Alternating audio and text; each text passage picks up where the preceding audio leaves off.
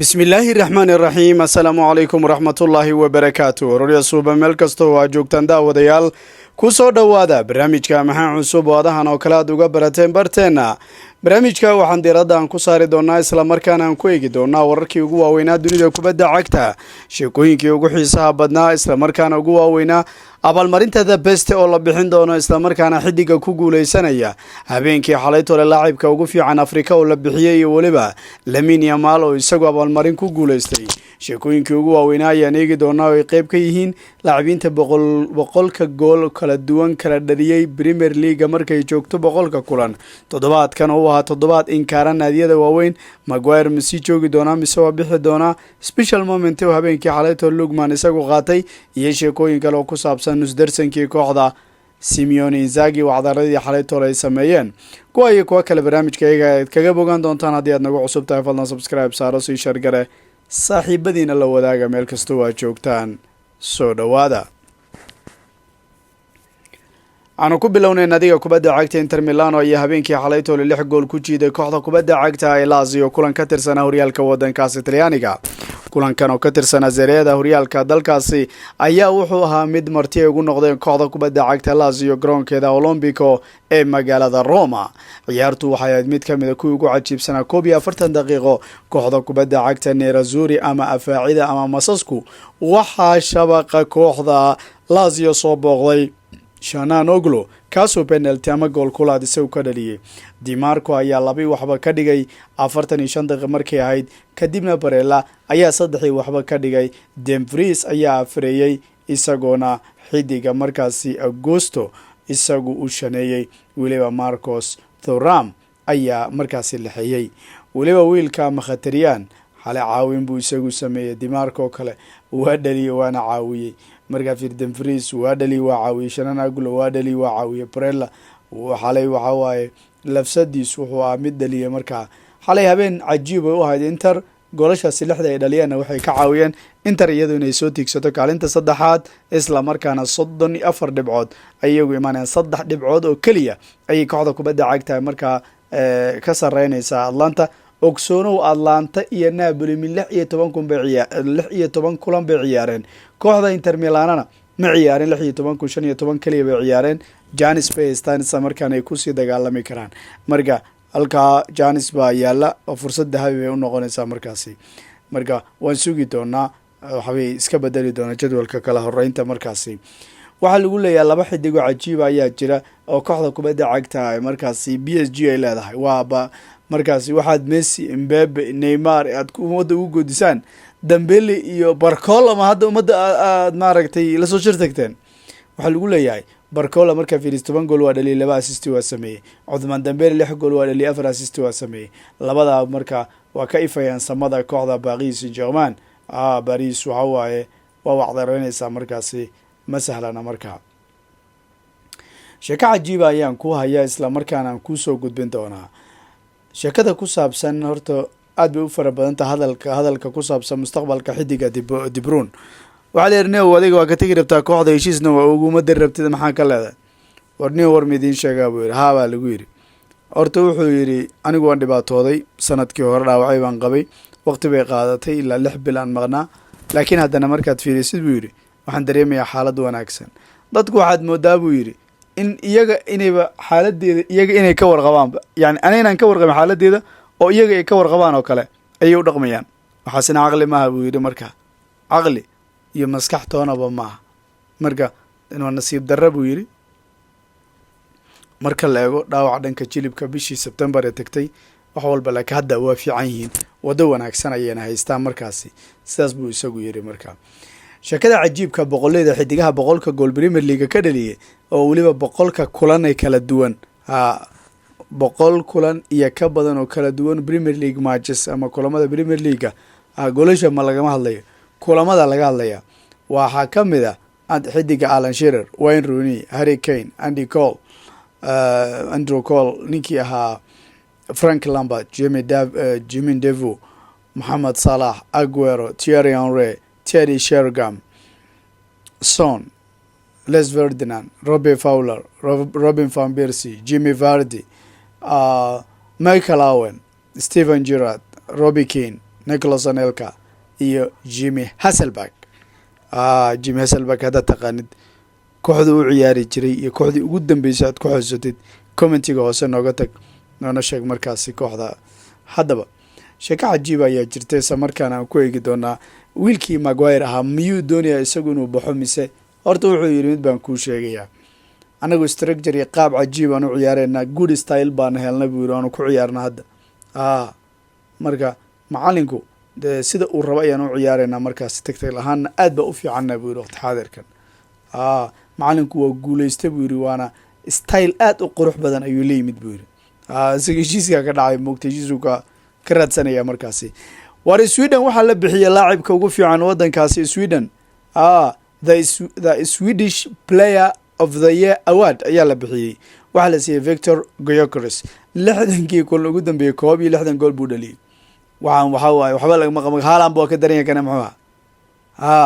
away dadkii gool la'aanta haysto Arsenal idiga inkaaran oo Jesus iyo balaaye kale meelaha la wareegay qaata wax ku raadiya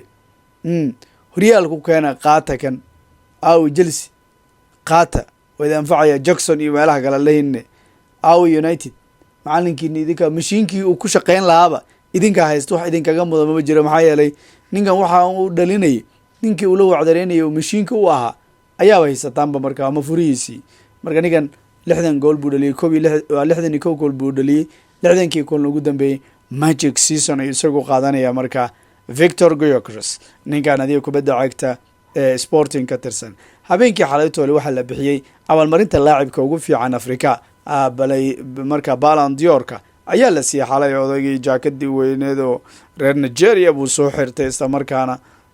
xalay dhaqankii buu soo qaatay odaygu abaalmarintii Ballon d'Or-ka baa la siiyay marka Lukman ayaa noqday laacibka ugu fiican Afrika markaas Ballon d'Or-ku waxaana bixiyay Gianni Infantino oo isagu xaadir ahaa special moment ayaana markaasi xalay ahaan loo siiyay CAF ayaana markaasi rasmi ninkan ugu boqortay markaasi. sidoo kale Kenan Yildiz waxay siisay abaalmarinta Golden Boy qaybta webka Golden Boy Web Award abaalmarinta la yiraahdo waxaa la siiyay Kenan Yildiz ayaa la siiyay marka masalan canugan waa aad baa loo amaanaya waa cajiibo marka Lukman hadduu qaatay African Ballon d'Or 2024 Kenan abaalmarinta buu qaatay ninkii ahaa Lamine Yamal Jorge Mendes abaalmarintii Golden Boy ee lagu wareejinayay kubadda dahabka wuxuu yiri ma taqaana adigu waxaad ku guuleysan doontaa Ballon d'Or waxa lagu dhahayaa Lamine Yamal waxa ku dhahaya Jorge Mendes oo kiilkiisa ah isaguna wuxuu yiri may God hear you macnaha wuxuu la jeedaa Allah yasma' minnak ilaahay ka dhigo macnaha afkaaga noo rumeeyo kala waay marka ninkaas waayo nadiga kubadda cagta ay marka Milan waxay heshiis ugu daraysaa wiilka la yiraahdo Renders ninkaasna safka kooxda kubadda cagta Milan ayuu isagu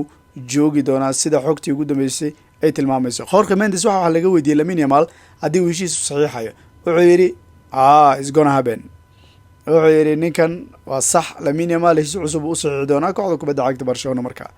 meelna kaga ma socdo macnaha Lamine Yamal baa la weydiiyay ka waran baa la yiri Kobarsi war wuxuu yiri Kobarsi waa balaayo wuxuu yiri waxa mid kamid ah shanta difaac ee ugu fiican dunida uu kamid yahay buu yiri marka ninkan waa mid kamid ah markaas ninka xiga marka Golden Boy ku guuleysanay 2025 buu yiri marka ninkan waa unbelievable buu yiri waxa uu isagu leeyimid nin balaayo ama waliba xitaa xalay buu lahaa Lamine Yamal ka hor intaan gaarin 22ka hadafkaygu waa inaan ku guuleysto koobka dunida Spain aan la qaado oo sidoo kale Champions League iyo laba horyaal oo kale inaan Barcelona la qaado haddii Champions League aan qaadana Janis weyn ayaan haystay inaan ku guuleysto Ballon d'Or-ka buu yiri warkiisu waa cadiya markaas anigu waan shaqaysanaya mugtaba war kaliya ma hayo ninkii ahaa Amorim Garnachi Rashford buu ka hadlay isagoo xaalad mar kale wuxuu yiri naas dadku markay ka hadlayaan nadigu iyo marka aad aragtid dad shaqada haday waayaan buu yiri ama nadigu marka shaqada ay ka shaqeynayaan haday waayaan mar walba waxa jirta buu yiri waxyaabo loogu talagalay inay raacaan haday raaci waayaan taa imanaysa marka waana muhiim dariiqada loo tababaranayo inuu qofka raaco. Adriano ayaa la arkay isagoo ilmeynaya Adriano taqana darbi weyn Soomaha ninka maxaa saaru ka bixi jirtay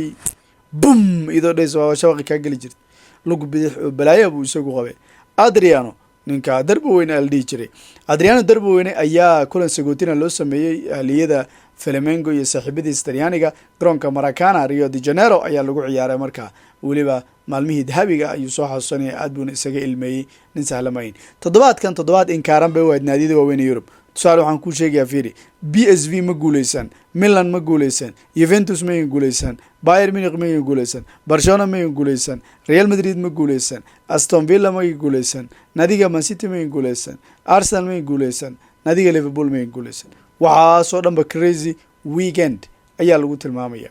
wararkii ugu dambeeyay nadiga kubadda cagta Liverpool ayaa leeyahay waxay daneynayaan waqti xaadirkan bedelka Mohamed Salah inay ka dhigtaan wiilka hadda ka ifaya samada Catalonia waana flopkii hore iyo shumaca waqti xaadirkan Rafinha ninkan ayaa ka mid noqday xidiga ugu muhiimsan isla markaana xilliyeedkan wacdareynaya waana xidiga topka markaasi hadda waxa leeyahay Liverpool baa daneynaysa Salah bay rabtaa in markaas iyagu ay ninkan eegaan markaa ama safkooda ay geeyaan Salah bedel ka dhigtaan. geesta kale nadiga kubadda cagta ee Real Madrid wiilkeeda Jude Bellingham ayaa ku soo baxay liiska kama dambaysta abaalmarinta Ballon d'Or-ka. xidigaha liiska kama dambaysta waxaa ku jira ama line-up-ka laga sameeyo waxaa ka mid ah Bellingham, Carvajal, xidiga Haaland, Cruz, Mbappe, Messi, Rodri, Valverde iyo waliba Vinicius Junior, Yamal iyo Verts. marka raggan ayaa abaalmarinta iyagu haysta isla markaana musharaxiinta ka ah. dabcan bixinta kasoko abaalmarintan maxaa macaayiro lagu bixinaya maxaa ujeedo lagu bixinaya markaas walla la isweydiiyaa sooma abaalmarinta Ballon d'Or-ku hala bixiyo abaalmarinta kubadda dahabka hala siiyo the best kan ugu fiican ee FIFA ay bixiso laakiin yaa sababta ma taqaana macna maxaa lagu bixinayaa oo loo siinayaa xidiga Messi waxaan loogu soo daray dood badan baa ka dhalatay markaas ilaa hadda ma cadda markaasi marka waan arki doonaa the best haddii xal loo heli karo laakiin yaa ku guuleysanaya waxaa leeyahay abaalmarintan waxaa la siin doonaa Vinicius Junior haddaanan lama filaan kale ka dhicin Vinicius Junior la siiyo suuragala ninka marka